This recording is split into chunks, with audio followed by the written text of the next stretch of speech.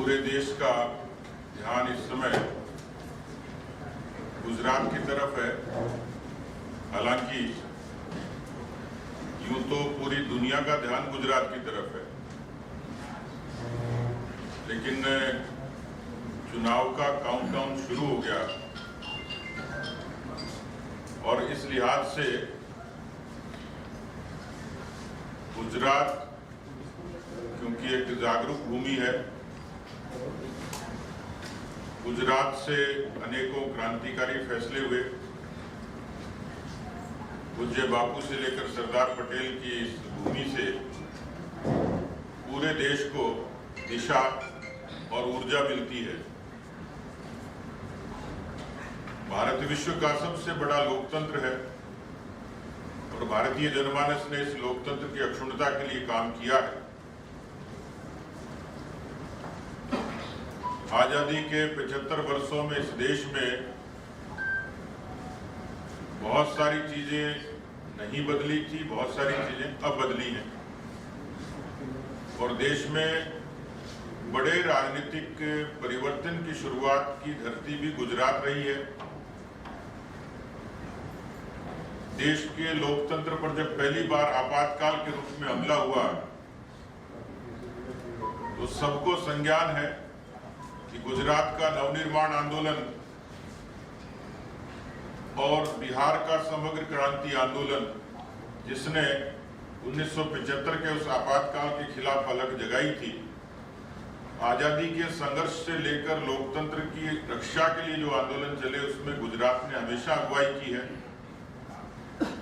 लेकिन 2014 में इस देश में एक अनूठा परिवर्तन हुआ, अनूठी क्रांति हुई, राजनीतिक बदलाव आया जब देश के यशस्वी प्रधानमंत्री नरेंद्र मोदी जी के रूप में भारतीय जनता पार्टी और एनडीए को स्पष्ट बहुमत मिला और एक प्रचंड बहुमत के साथ भारतीय जनता पार्टी एनडीए की सरकार बनी और आदरणीय नरेंद्र मोदी जी देश के प्रधानमंत्री बने।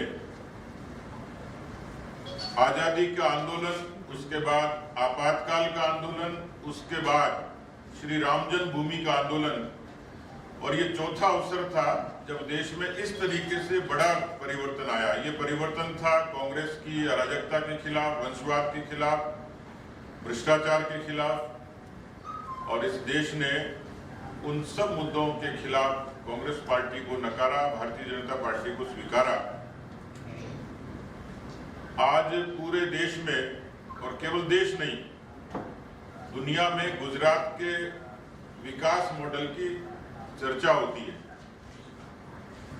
ऐसे अवसर पर जब परंपरागत रूप से भारतीय जनता पार्टी गुजरात में शासन और सत्ता में रही,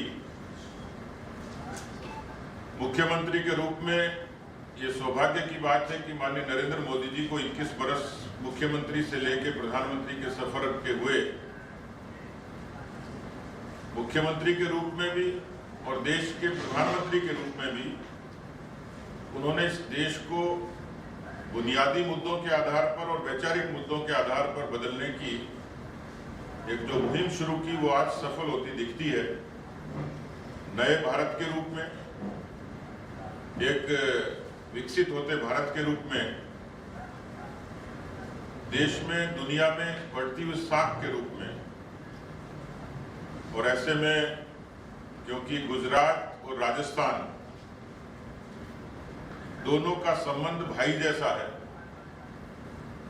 पड़ोसी भी हैं और आर्थिक, सामाजिक, राजनीतिक इस तरीके के रिश्ते बरसों बरस से रहे हैं।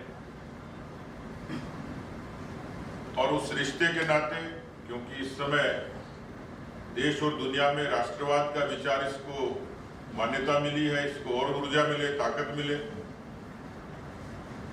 गुजरात में भारतीय जनता पार्टी मजबूत बहुमत के साथ सरकार बनाए, इसी मंशा के साथ राजस्थान से मैं, हमारी पूरी टीम, भारतीय जनता पार्टी राजस्थान का परिवार गुजरात के कार्यकर्ताओं को सहयोग करने के लिए, गुजरात के जनमानस को अपील करने के लिए और गुजरात की तरक्की निरंतर रहे और ये डबल इंजन की सरकार लगातार चलती रहे और यकीनन उसका लाभ आने वाले समय में राजस्थान को भी मिले। तो ऐसे 9 जिले और 46 कॉन्स्टिट्यूएंसीज जिसमें 100 से ऊपर 107 कार्यकर्ता ये हम लोगों ने पार्टी के यहाँ के कार्यकर्ताओं जनप्रतिनिधियों के सहयोग के लिए नियोजित किए हैं। ये उन जिलों में, उन विधानसभा क्षेत्रों में बहुत नीचे तक संगठन के काम के लिए, प्रबंधन के काम के लिए, लोगों के बीच में जन जागरण के लिए, राजनीतिक जो गतिविधियां उनको गति देने के लिए यहाँ पर आए हैं।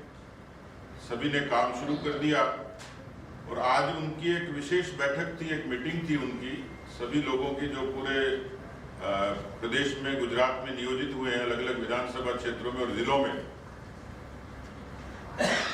इस लिहाज से आज उनकी महत्वपूर्ण बैठक थी और उनसे जो मुझे राजनीतिक और संगठनात्मक चर्चा करनी थी वो करी है। मैं संतुष्ट हूं कि उन लोगों ने और बहुत व्यवस्थित काम यहाँ शुरू किया है और मुझे पूरा भरोसा है कि राजस्थान का व्यक्ति जब पूरी शिद्दत से लगता है तो परिणाम देता है।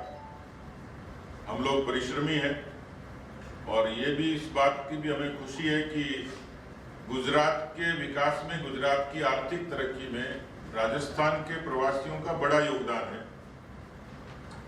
ये बात भी हम लोग इस बात का भी अभिनंदन करते हैं कि गुजरात ने भी, गुजरात की धरती ने भी बहुत उदारता के साथ और अपनत्व के साथ और भाईचारे के साथ यहाँ उनको जगह दी, अपने दिल में जगह दी।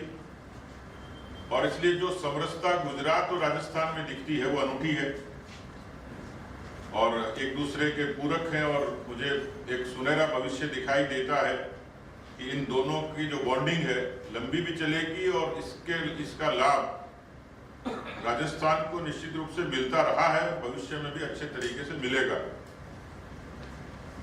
जो पूरे देश भर में बदलाव हुए, सामान्य तौर पर आज व्यक्ति व्यक्ति की जुबान पर उसकी चर्चा है। गुजरात मॉडल का मैंने जिक्र किया कि किस तरीके से यहाँ बुनियादी सुविधाओं का विस्तार हुआ। उसी तर्ज पर आज भारत में चीजें सामान्य लगती होंगी, लेकिन गुजरात मॉडल की बुनियाद से लिखी हुई वो चीजें आज नए भारत की एक दिशा का कारक बनी है। जनधन के खाते, देश में 45 करोड़ नए जनधन के खातों ने गरीब व्यक्ति को, सामान्य व्यक्ति को उसका हक दिया है। उज्ज्वला की उस योजना ने धुएं से मुक्ति दिलाकर उन महिलाओं को सम्मान दिया है जिनकी तादाद 10 करोड़ से भी ज्यादा है। इस देश में 3 करोड़ से ज्यादा लोग जिनके सर पे छत नहीं थी उनको छत देने का काम किया। वरना किसी समय इंदिरा आवास की चर्चा होती थी, लेकिन वो न तो पाताल में था, न धरातल पे था, न आसमान में था, केवल कागजों में उसकी चर्चा होती थी। लेकिन आज फिजिकली धरातल पर हिंदुस्तान के 3 करोड़ लोगों से भी ज्यादा लोगों को आवास मिले हैं। आयुष्मान जैसी अनूठी योजना है। इस देश में रेल के विकास से लेकर और सड़कों का जो नियोजित विकास वाजपेयी साहब के समय शुरू हुआ, गांव से शहरों को जोड़ने की जो शुरुआत हुई थी, आज 7 लाख किलोमीटर सड़क प्रधानमंत्री ग्राम सड़क योजना के जरिए जुड़ी है, पीएमजीएसवाई के जरिए जुड़ी है। एक बड़ा निवेश रेलवे में हुआ है। मैं आज सूरत से, क्योंकि मैं कल सूरत था और मुझे अहमदाबाद आना था, तो भारत बदला कैसे और रेलवे की तरक्की कैसे हुई है मैंने प्रत्यक्ष देखी। कि आमतौर पर यदि मैं बाय रोड आता तो मुझे 4 घंटे शायद लगते, लेकिन मैं 2.5 घंटे में सूरत से अहमदाबाद आया, सहूलियत के साथ आया, वंदे भारत ट्रेन में आया। मैंने उसको सोशल मीडिया पे भी अपने अनुभव को साझा किया है। मेरा कहने का मंतव्य है कि इस देश में बुनियादी विकास को, इंफ्रास्ट्रक्चर के डेवलपमेंट की एक शुरुआत हुई और भारत नए भारत की दिशा में चला। यूं तो अनेकों मुद्दे, लेकिन दो मुद्दों का खास तौर पर जिक्र करूंगा। 500 वर्षों का संघर्ष था, लाखों लोगों का बलिदान हुआ। भगवान राम की अयोध्या की पवित्र पावन भूमि पर श्री राम के मंदिर के निर्माण का काम यशस्वी प्रधानमंत्री नरेंद्र मोदी जी के नेतृत्व में हुआ। कश्मीर की घाटी में तिरंगे को जलाया जाता था, संविधान का अपमान होता था, और राजस्थान की चौपालों पर चर्चा होती थी क्या कोई ऐसा सत्ता आएगी, कोई ऐसा शासन आएगा, कोई ऐसा राज आएगा कि जब इस 370 को खत्म करेगा। देश में एक बड़ा बदलाव आया, 370 खत्म हुआ माननीय गृह मंत्री अमित शाह जी के नेतृत्व में। तो जो बुनियादी विकास की बात कही और वैचारिक मुद्दों का समाधान, ये भारत का मॉडल है, नए भारत का मॉडल है। लेकिन मुझे पता लगा कि यहां राजस्थान में से कांग्रेस पार्टी के मुखिया और राजस्थान के मुख्यमंत्री अशोक गहलोत जी आए थे। मेरे मित्रों ने बताया, गुजरात के भाइयों ने, कि उन्होंने किसी राजस्थान मॉडल की चर्चा की थी। वैसे तो सोशल मीडिया अपने आप में एक बड़ा हथियार है जिसके जरिए सूचनाएं मिलती हैं, मीडिया के जरिए मिलती हैं, लेकिन फिर भी मैं मेरे बुद्धि विवेक से जितनी मेरी जानकारी है, प्रतिपक्ष के पार्टी के अध्यक्ष के नाते, मैं खुद 90 से राजनीति में हूं, लेकिन मैंने इस तरीके की राजस्थान में नकारा, निकम्मी, भ्रष्ट और आक्रमण्य सरकार नहीं देखी।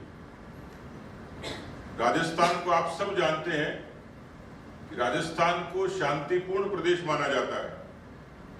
दुनिया का हर तीसरा पर्यटक जो भारत आता है, राजस्थान जरूर आता है। वहां किले महल देखने तो आता ही है, लेकिन वहां की शांति उसको आकर्षित करती है, जो राजस्थान के आर्थिक तरक्की में योगदान करता है। लेकिन मित्रों, आपको ताज्जुब होगा कि पिछले 4 वर्षों में अशोक गहलोत के शासनकाल में राजस्थान मॉडल कैसा उनका बताना चाह रहा हूं। 7,97,000 7,97,000 ये केस राजस्थान में रजिस्टर हुए। ऐसा फिगर आज तक नहीं था। और केवल 7,97,000 कौन से केसेस दाखिल हुए? मैं मेरी बात पूरी कर लेता हूं, आपका सवाल लूंगा। 7,97,000 FIR ये पहली बार लॉन्च हुई है, और इसमें नेशनल क्राइम रिकॉर्ड ब्यूरो, मैं नहीं कह रहा, कोई सियासी आरोप नहीं है, पिछले बरस का नेशनल क्राइम रिकॉर्ड ब्यूरो का जो आंकड़ा है वो राजस्थान की कानून व्यवस्था की पोल खोल देता है, राजस्थान के मॉडल को अपने आप में उजागर कर देता है। 6,337 रेप केसेस, ये देश में नंबर 1 हाईएस्ट। इसका एवरेज है 17 रेप प्रतिदिन, 17 रेप्स पर डे, 7 हत्याएं प्रतिदिन, 7 मर्डर पर डे, हर 12 किलोमीटर पर। मैं इसको किलोमीटर में नाप रहा हूं, लोग लीटर में नापते हैं आटे को, लेकिन मैं इसको किलोमीटर में कह रहा हूं। 12 किलोमीटर एक फिगर है कि जिसपे अधिकारी और कर्मचारी ट्रैप होते हैं। पटवारी से लेकर, ग्राम सेवक से लेकर, गिरदावर से लेकर, किसी पुलिस इंस्पेक्टर से लेकर, ये राजस्थान के सरकार का विकास का मॉडल है, जो राजस्थान के मुख्यमंत्री ने यहां बयान किया था कि राजस्थान का मॉडल है। देश की सर्वाधिक बेरोजगारी, राजस्थान के कई बेरोजगार अभी भी अहमदाबाद की सड़कों पर घूम रहे हैं और पिछले कई दिन से घूम रहे हैं। 32% बेरोजगारी दर, 32% अनएम्प्लॉयमेंट रेट, ये राजस्थान की देश में सर्वाधिक है। और एक मोटा आंकड़ा फिगर है, हमारे यहाँ 70 लाख बच्चों ने एग्जाम दिए। अशोक गहलोत की सरकार ने, अशोक गहलोत ने सदन के फ्लोर पर 1 लाख रोजगार का आंकड़ा बताया, आधा अधूरा बताया। लेकिन जो 69 लाख हैं, 69 लाख जो बच्चे हैं, उनके बारे में उनका कोई न विजन है, न रोड मैप है, न कोई एश्योरेंस है। अस्पताल वहां बीमार है, स्कूल लाचार है और जनता बेजार है। ये ही राजस्थान का मॉडल है। तो गुजरात की जनता को सावधान हो जाना चाहिए कि अशोक गहलोत गुजरात में कौन सा मॉडल लेके आने वाले हैं। अभी राजस्थान की सरकार के बहुत सारे पैसे खर्च करके वहां के अखबारों में विज्ञापन दिए जा रहे हैं भारत जोड़ो यात्रा के। मुझे बड़ी हंसी आती है कि राहुल गांधी केरल और कर्नाटक में भारत जोड़ो यात्रा कर रहे हैं। कम से कम कांग्रेस पार्टी को राजस्थान में तो जोड़ लेते। पिछले 4 साल से 2018 में राजभवन में 2 मुख्यमंत्रियों के नारे लगे, और कहने को ये कह सकता है कोई कि ये उनके घर का झगड़ा है, पर इस घर के झगड़े का असर राजस्थान की गवर्नेंस पर हुआ, राजस्थान का विकास ठप हुआ। और ये जो मैंने सारी बातें बताई हैं, ये सारी कमजोरियां केवल कांग्रेस के झगड़े के कारण उजागर हुई। 4 साल तक कांग्रेस का आलाकमान सोता रहा। लगातार उनके मंत्री फ्लोर के बाहर झगड़े करते रहे और विश्व का एक रिकॉर्ड बनाया, उन्होंने कीर्तिमान बनाया। 50 दिन कोई भी सरकार बाड़े में बंद नहीं रही दुनिया में। अशोक गहलोत की सरकार अकेली थी जो कोरोना के उस पूरे कोविड के उस चुनौती के बीच में 50 दिन तक बाड़े में बंद रही, और उनको अपने डिप्टी चीफ मिनिस्टर को बर्खास्त करना पड़ा, उनको पीसीसी के चीफ को बर्खास्त करना पड़ा, उन पर राजद्रोह के मुकदमे लगाए। 4 वर्षों में जिस तरीके से कांग्रेस की जो अंतर्कलह थी, जो अंतर्विरोध था, जो उनके घर का झगड़ा था, जो कहा गया, हमारी पीड़ा प्रतिपक्ष के नाते कि राजस्थान की आवाम का, राजस्थान की जनता का कांग्रेस के इस अंदरूनी झगड़े का असर और उसका नुकसान आज तक है, और इतना हुआ कि उसकी भरपाई करना मुश्किल होगा, एक चुनौती होगी। लेकिन अभी भी कांग्रेस की स्थिति, मुझे लग रहा है कि राजस्थान में जो आने वाली स्थिति है, 1948 में प्यार की जीत एक फिल्म आई थी और उसमें मोहम्मद रफी का एक गाना मशहूर हुआ था, दिल के टुकड़े 1000 हुए, एक यहां गिरा एक वहां गिरा। कांग्रेस की स्थिति लगभग यही राजस्थान में। तो जो टूटती बिखरती पार्टी, जो राजस्थान को विकास के पीछे धकेलती, राजस्थान को अपराधों की राजधानी बनाने वाली पार्टी, राजस्थान को बेरोजगारी में नंबर 1 बनाने वाली, राजस्थान को दुष्कर्म में नंबर 1, भ्रष्टाचार में नंबर 1, यदि यही राजस्थान मॉडल है, तो मैं गुजरात की जनता से अपील करूंगा कि कम से कम इनसे सावधान रहें। यदि ये मॉडल गुजरात में लागू हो गया तो तौबा तौबा क्या होगा, कल्पना नहीं कर सकते। पर मैं हिंदुस्तान की जनता को और बाकी प्रदेशों के लोगों को भी धन्यवाद दूंगा। 2014 में कांग्रेस की हकीकत को स्वीकार किया। आज कश्मीर से कन्याकुमारी तक और कच्छ से कामरूप तक कांग्रेस पार्टी हिंदुस्तान के नक्शे से धीरे धीरे मुक्त होती चली गई, और मुझे लगता है कि अभी 2 ही प्रदेश बचे हैं। मैं गुजरात की धरती से ही ये ऐलान करके जा रहा हूं, संकल्प के साथ और भरोसे और विश्वास के साथ जा रहा हूं। राजस्थान में 2023 में, क्योंकि गुजरात में तो भारतीय जनता पार्टी प्रचंड बहुमत के साथ जीतेगी, लेकिन 2023 में राजस्थान में भी भारतीय जनता पार्टी एक मजबूत बहुमत के साथ सरकार बनाएगी। दोनों जगह डबल इंजन की सरकार होगी।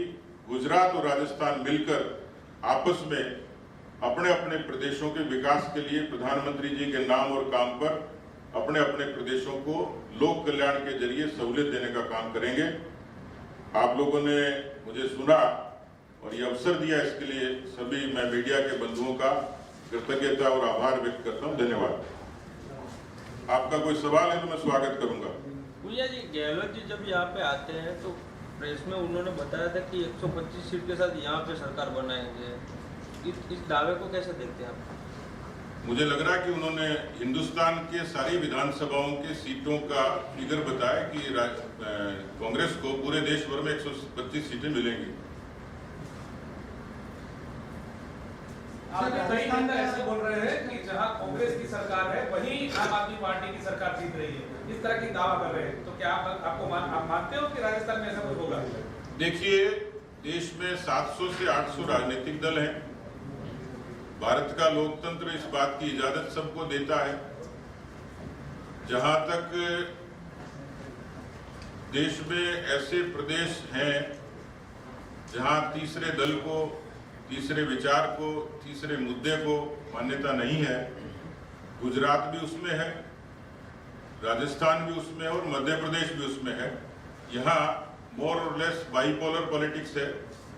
तो राजस्थान में तो दूर दूर तक कोई संभावना नहीं है, जैसे मैंने दावा किया है वो सत्यता पे ही टिका हुआ है कि कोशिश सब करेंगे, बातें भी करेंगे, लेकिन उनकी असलियत भी लोग जान गए। बंद मुट्ठी होती है तब तक पता नहीं लगता कि इस मुट्ठी में क्या है, लेकिन वो पंजाब में और दिल्ली में खुल गई। इसलिए गुजरात की, राजस्थान की और बाकी सब जनता ने भी उनकी असलियत को देख लिया। पुनिया जी, आप बोल रहे हैं कि कश्मीर में मजबूत सरकार, धारा 370 हट गई, लेकिन जो पंडितों की स्थिति थी आज भी वही की वही है। आज भी पंडितों ने थोड़े दिन पहले स्ट्राइक किया कि हमें सुरक्षा दी जाए। घाटी में आज भी पंडितों की सरेआम हत्या हो रही, तो परिस्थिति में मजबूत सरकार में कहाँ कुछ फर्क पड़ा? देखिए, ये सबको पता है कि देश का विभाजन के पीछे कौन लोग थे। बात तो भारत को जोड़ने की करते हैं, लेकिन तोड़ने वाले ही भारत जोड़ने की यात्रा कर रहे हैं। ये बड़ी आशास्पद है। कश्मीर की स्थिति किसके कारण बनी, 370 क्यों इम्पोज हुई, ये भी सबको पता है। कश्मीर के पंडितों के पलायन का दोषी कौन है, ये भी पता है। लगभग 55 वर्षों के इस दंश को एकदम से किसी भी सरकार को बदलना, ये बड़ा चुनौती का काम था। लेकिन घाटी के अंदर जिस तरीके से अब लोगों का भरोसा लौट रहा है, 370 खत्म होने के बाद जो प्रोविजन हुए हैं, अब धीरे धीरे सहूलियतें बढ़ेंगी, सुरक्षा भी बढ़ेगी। लेकिन कश्मीर के बारे में जो संयुक्त राष्ट्र संघ से लेकर दुनिया के सामने जो तस्वीर पेश की जाती थी, आज ये दावे के साथ कहा जा सकता है कि कश्मीर अब धीरे धीरे उस वापस अपनी बहाली की अवस्था में है। मैं भरोसे के साथ कह सकता हूं कि जो केंद्र की सरकार ने उपाय किए वो आज नहीं, आने वाले समय में परिणाम देंगे। सर आपने कहा कि रेलवे में बहुत सारी सहूलियत हुई, लेकिन जो प्लेटफॉर्म की टिकट 10 रुपया थी वो 20 रुपया हो गई है। तो जो गरीब लोगों को ट्रेन में सहूलियत मिल रही थी, वो लोग कहाँ जाएंगे? देखिए, मेरे ख्याल से तो केवल मैं उस पर टिप्पणी नहीं करूंगा रेलवे की प्लेटफॉर्म टिकट की, लेकिन 1,22,000 किलोमीटर के रेलवे ट्रैक में जो 11,000 ट्रेन चलती है, दुनिया का तीसरा बड़ा रेल नेटवर्क है। जिस तरीके से आम आदमी को लगातार सफर की सुविधा मिली, देश में रेल नेटवर्क का विस्तार, आम लोगों की उस तक पहुंच नहीं। कौन कल्पना करता था कि नॉर्थ ईस्ट का गरीब व्यक्ति भी रेल को एक्सेस करेगा, नहीं तो दिल्ली से उस तक देश के दूसरे हिस्सों से उसका जुड़ना मुश्किल था। कश्मीर का व्यक्ति कब कल्पना करता था। मुझे लगता है कि जैसे मैं पिछले दिनों उत्तराखंड में के चुनाव से पहले प्रधानमंत्री जी का भाषण सुन रहा था कि बच्चे वहां, उत्तराखंड के बच्चे देहरादून में ट्रेन देखने आते थे। आज उन गांवों तक ट्रेन जाएगी, ये भारत की सरकार की विजन है। तो मुझे लगता है कि रेल का जो समग्र विकास है, मैं राजस्थान की कह सकता हूँ 56,000 करोड़ का इन्वेस्टमेंट हुआ है, इतना बड़ा उस पर काम हुआ है। देश में भी एक बड़ा रेलवे के बारे में जो डेवलपमेंट हुआ वो आपस में एक मिसाल है। सर गुजरात में सर दारूबंदी है। ये जब से गुजरात आज़ाद हुआ, अलग हुआ महाराष्ट्र से, तब से दारूबंदी है। राजस्थान से बड़ी मात्रा में लीकर गुजरात में आता है। अभी कांग्रेस की सरकार वहाँ पे है, इससे पहले बीजेपी की सरकार थी। ये जो लीकर वहाँ से यहाँ पे आती है, उल्ट आप किसका मानते हैं, गुजरात पुलिस या राजस्थान पुलिस? देखिए, आपने एक बड़ा यक्ष प्रश्न पूछा है, मैं इसका अभिनंदन करूंगा। लेकिन राजस्थान के बारे में जब हमें चिंता होती है तो एक कॉरिडोर डेवलप हो गया पूरा, जो केवल शराब नहीं, राजस्थान में नशा, ये राजस्थान के नौजवानों के लिए चुनौती बन गया।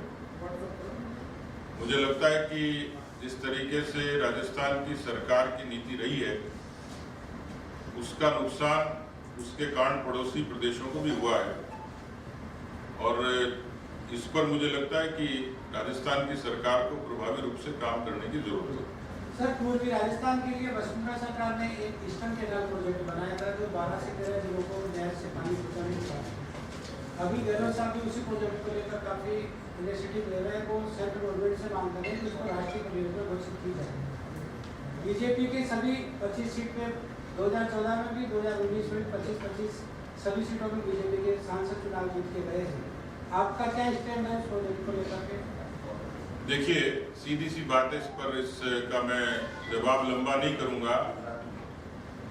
आजादी के 75 बरस हो गए और 55 साल तक कांग्रेस ने शासन किया राजस्थान में। एक नहर परियोजना बनी, इंदिरा गांधी नहर परियोजना, जो पंजाब और हरियाणा के रास्ते जैसलमेर तक जिसका पानी आता है। 55 वर्षों में इसके अलावा सिंचाई की दूसरी कोई बड़ी मेजर परियोजना नहीं बनी जो राजस्थान के, पूर्वी राजस्थान के लोगों को सहूलियत देती। वसुंधरा जी की सरकार में 37,000 करोड़ से 13 जिलों को जोड़ने वाली पूर्वी राजस्थान नहर परियोजना बनी थी। ये भारतीय जनता पार्टी की सरकार ने शुरू की थी, अशोक गहलोत की सरकार ने शुरू नहीं करी। अब वो उस पर सियासत कर रहे हैं।